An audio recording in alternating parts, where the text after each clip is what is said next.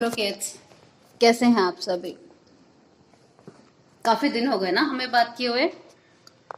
चलिए आज हम बात करते हैं भारत की एक महान बेटी, भारत की एक महान शिक्षिका जिसने शिक्षा के क्षेत्र में महत्वपूर्ण योगदान दिया और भारत की पहली महिला शिक्षिका के रूप में पहचान बनाई।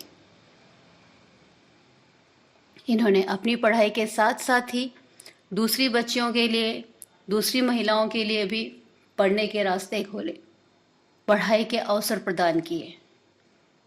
जी हाँ, मैं बात कर रही हूँ श्रीमती सावित्रीबाई फूले जी की, जिनका जन्म महाराष्ट्र के नाईगांव में हुआ। इनके परिवार में बालिकाओं की शिक्षा वर्जित थी, किंतु इनका पढ़ाई की तरफ बहुत ही रुझान था। मात्र 9 साल की उम्र में इनका विवाह श्री ज्योतिबा फूले जी से हो गया। एक समाज सेवी भी थे ये। माता पिता के घर में तो ये पढ़ाई नहीं कर पाई, किंतु जब ज्योतिबा फूले जी, इनके पति को ये पता चला कि इनका पढ़ाई की तरफ बहुत ही अधिक रुझान है, तो इन्होंने उन्हें घर में ही पढ़ाने का दृढ़ संकल्प किया, क्योंकि उस समय बालिकाओं के लिए स्कूल नहीं थे। तो इनकी पढ़ाई ज्योतिबा जी ने घर पे ही शुरू की। जो इनकी कठोर परिश्रम, कठोर इच्छा, ज्योतिबा जी की लगन, इन सब के कारण ये अपनी शिक्षा पूरी कर पाई। इन्होंने अपनी शिक्षा मराठी और अंग्रेजी भाषा में पूरी की। कहते हैं जब मैं पढ़ने जाती थी तब जो ऑर्थोडॉक्स फैमिली के मैन्स थे, जो ऑर्थोडॉक्स सोसाइटी के मैन थे, वो इन पर कीचड़ फेंकते थे, पत्थर फेंकते थे, इन्हें गालियां देते थे, लेकिन इन्होंने कभी भी हार नहीं मानी। ये भी सुना है कि जब ये पढ़ने जाती थी और लोग इन पर कीचड़ फेंकते थे, पत्थर फेंकते थे, तो ये अपने साथ एक एक्स्ट्रा साड़ी रख कर जाती थी कि जाने दो, जो उनका जो काम है उन्हें करने दो, मेरा जो काम है मैं करूंगी। अपने स्कूल पहुंचकर अपना ड्रेस चेंज करके वापस वो अपने बच्चों को पढ़ाने में लग जाती थी। अभी आप सोच रहे हो ना आप लोग कि मैं ये कहानी आप लोगों को क्यों बता रही हूँ। ये कहानी तो ऑनलाइन में, गूगल में, किसी भी ऑनलाइन वेबसाइट में आपको मिल जाएगी। तो मैं यह कहानी सिर्फ आपको कहानी बताने के लिए नहीं आई हूँ। मैं सिर्फ ये बताना चाहती हूँ कि ये इतनी प्रताड़नाओं के बाद, समाज की इतनी मुश्किलों के बाद भी इन्होंने हार नहीं मानी और आगे चलकर पुणे में महिलाओं के लिए, बालिकाओं के लिए पहला स्कूल ओपन किया, जहाँ पर बालिकाओं की शिक्षा के साथ साथ ही पिछड़े वर्ग की शिक्षाओं, पिछड़े वर्ग के जो लोग थे उनकी शिक्षाओं पर भी जोर दिया जाता था। अभी मैं आप सबसे एक प्रश्न करती हूँ कि जब सावित्रीबाई फूले जी इतनी मुश्किलों के बाद भी, इतनी कठिनाइयों के बाद भी अपने लक्ष्य से नहीं हटी, अपने लक्ष्य से डिविएट नहीं हुई, और हम क्या करते हैं, एक छोटी सी परीक्षा में फेल हो गए, एक छोटी सी परीक्षा में मार्क्स कम आ गए, परेशान हो गए। खासकर मैं जो आज बात कर रही हूँ, मैं उन बच्चों के लिए बात करने वाली हूँ, बात करना चाहती हूँ जो कि जेई मेंस, जेई एडवांस या नीट की परीक्षाओं की तैयारियां कर रहे हैं।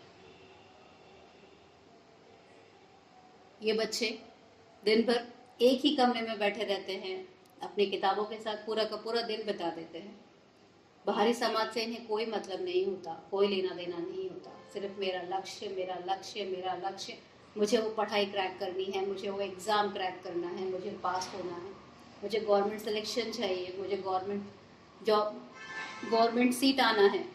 ये सारी सोच के साथ में वो अपने आप को एक कमरे में बंद कर देते हैं। लेकिन पढ़ाई ये लोग बहुत मन से करते हैं, लेकिन अंदर ही अंदर इनके इनके अंदर एक डर इन्हें सताता रहता है कि अगर मेरा सिलेक्शन नहीं हुआ तो क्या होगा, अगर मुझे गवर्नमेंट कॉलेज में सीट नहीं आई तो क्या होगा, अगर मेरा रैंक अच्छा नहीं आया तो क्या होगा, अगर ये सब नहीं हुआ तो मेरे परिवार वाले क्या कहेंगे, मेरी मम्मी क्या कहेंगी, मेरे भाई क्या कहेगा, मेरे फ्रेंड्स क्या कहेंगे, मेरे पड़ोसी क्या कहेंगे। और इन सब के क्या कहना के साथ में आपके पापा हमेशा रेडी रहेंगे एक पुराना डायलॉग के साथ में कि अगर तुम्हारा सिलेक्शन नहीं हुआ तो तुम तो शर्मा जी क्या कहेंगे, क्या सोचेंगे वो तुम्हारे बारे में। और वो बच्चा इन सब के बारे में सोचते हुए प्लस अपनी पढ़ाई जो बहुत कठिन पढ़ाई है उसको पढ़ते हुए दिमाग में एक डर को बनाकर साथ चलता रहता है। आपको नहीं लगता कि पढ़ाई को पढ़ाई के जैसे पढ़ना चाहिए, ना कि डर के साथ में। आपका, मैं मानती हूँ आपका लक्ष्य जेई मेंस क्रैक करना हो सकता है, जेई एडवांस क्रैक करना हो सकता है, नीट क्रैक करना हो सकता है, ये सच है। आप बड़े डॉक्टर बनना चाहते होंगे, आप किसी अच्छी एनआईटी में सीट पाना चाहते होंगे, आईआईटी में सीट पाना चाहते होंगे, ये सब पॉसिबल है। बस मैं इतना कहूँगी, बच्चे परेशान नहीं होना। अगर आपको लगता है, और सबसे बड़ी चीज़ कि चारों तरफ लोग क्या कह रहे हैं उसे साइड कर दो। अगर आपको लगेगा कि आप दुनिया की सोचेंगे, दुनिया की भी सुनेंगे, परिवार वाले बोल रहे हैं, परिवार वालों की सुनो, मैं मना नहीं करती, लेकिन जहाँ तक आपको लगता है कि हाँ मैं प्रेशर नहीं ले रहा हूँ वहाँ तक सुनो।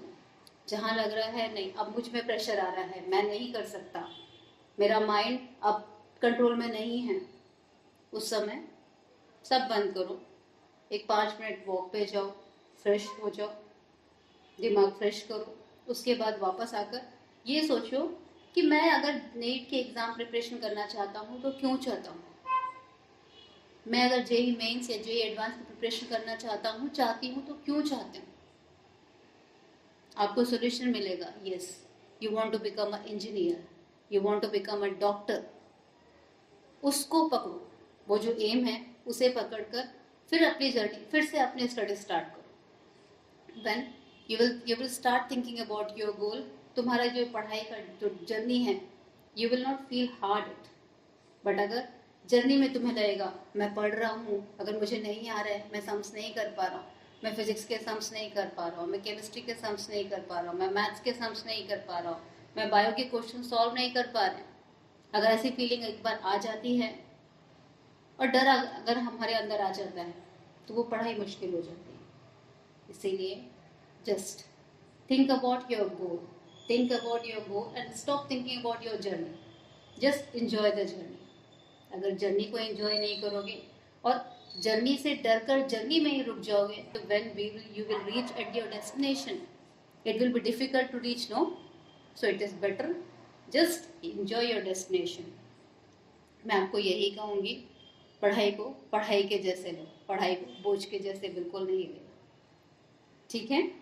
चलो अच्छा बच्चे, नेक्स्ट वापस हम मिलेंगे अपनी अगली वीडियो के साथ में, बहुत जल्दी मिलूंगी, इतना लेट नहीं करूँगी इस पर। Bye bye.